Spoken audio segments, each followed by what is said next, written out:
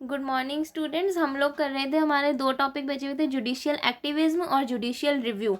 तो देखो judicial activism क्या होता है। जुडिशियल एक्टिविज्म का मतलब है कि वैसे देखो जुडिशरी का रोल ये होता है कि जो भी उसके सामने केसेस आएंगे वो उनको सॉल्व करके उस पर अपना डिसीजन देगी, ठीक है। लेकिन कभी कभी जुडिशरी क्या करती है, अपना जो उसका नॉर्मल वर्क होता है ना उससे आगे बढ़कर एक एक्टिव रोल प्ले करती है। और वो एक्टिव रोल क्यों प्ले करती है कि सिटी उसको लगता है कि सरकार कुछ इस तरीके से काम करिए कि सिटीजन्स के राइट्स वॉयलेट हो रहे हैं या उन्हें मतलब सिटीजन्स को वैसा सब कुछ नहीं मिल पा रहा है जैसा मिलना चाहिए, तो उसे हम लोग कहते हैं जुडिशियल एक्टिविज्म, यानी active role of judiciary in upholding the rights of citizens and preserving the constitutional and legal system of the country is known as judicial activism, ठीक है। जुडिशियल एक्टिविज्म में क्या होता है, जैसे मान लो कुछ डिसएडवांटेज ग्रुप्स हैं, यानी ऐसे ग्रुप जिनका बहुत ज़्यादा शोषण यानी एक्सप्लॉयटेशन होता है, ठीक है। तो ऐसे ग्रुप्स के साथ अगर जुडिशरी को लगता है कि इनके वेलफेयर के लिए सरकार कुछ स्टेप्स नहीं उठा रही है, तो जुडिशरी अपनी तरफ से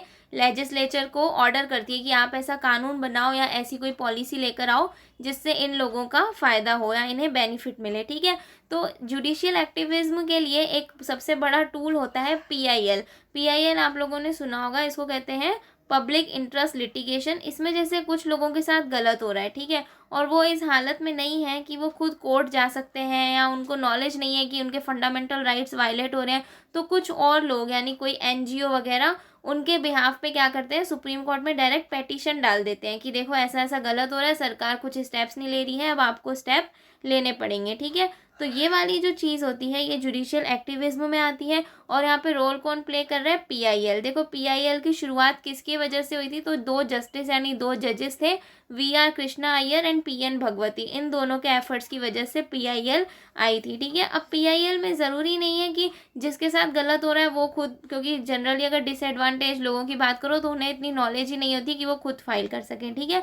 तो पर्सनल इंटरेस्ट होना ज़रूरी नहीं है, अगर लार्ज पब्लिक के बिहाफ में कोई ये फाइल कर रहा है तो वो कर सकता है, ठीक है। इसका सिग्निफिकेंस क्या है, इसका सिग्निफिकेंस जुडिशियल एक्टिविज्म का ये है कि कभी कोई गवर्नमेंट अगर ऐसा कोई काम करती है, लेजिस्लेचर या एग्जीक्यूटिव या सिटीजन्स के राइट्स का ध्यान नहीं रखती है, तो चेक्स एंड बैलेंस है, यानी कि उनका काम चेक करने के लिए कोई है, और वो कौन है, हमारी जुडिशरी है, जो उन्हें ऑर्डर कर सकती है कि आप इस तरीके से नहीं बल्कि इस तरीके से काम करो कि डिसएडवांटेज ग्रुप का वेलफेयर हो, ठीक है। ये नोट्स में सब कुछ लिखा हुआ है। उसके बाद हम आते हैं जुडिशियल रिव्यू पे। तो जुडिशियल एक्टिविज्म तो हो गया कि जुडिशरी का एक्टिव रोल क्या होता है। जुडिशियल रिव्यू एक्चुअली ऐसा होता है कि मान लो जुडिशियल एक्टिविज्म में तो उस जुडिशरी क्या कर रही है कि ऑर्डर दे रही है कि इस तरीके का कोई लॉ बनाओ, और जुडिशियल रिव्यू, देखो रिव्यू अपन किसी ऐसी चीज़ को करते हैं जो पहले से हो रखी है, ठीक है। जैसे लेजिस्लेचर ने कोई कानून बना रखा है, पार्लियामेंट ने कोई ऐसा लॉ बना रखा है जो कि क्या कर रहा है, किसी के फंडामेंटल राइट्स को वायलेट कर रहा है, सिटीजन्स के फंडामेंटल राइट को वायलेट कर रहा है, उनके राइट्स उनसे छीन रहा है, तो सुप्रीम कोर्ट क्या करेगा कि उसे वॉइड डिक्लेयर कर देगा कि ये जो आपका मतलब बिल्कुल नल की, इसका कोई इफेक्ट नहीं है, ये कानून गलत है, उसे कैंसिल कर देगा, ठीक है। ये जुडिशियल रिव्यू होता है, तो इन दो टर्म्स को समझ लेना। उसके बाद जुडिशरी और पार्लियामेंट में क्या रिलेशन है हम उसे समझते हैं।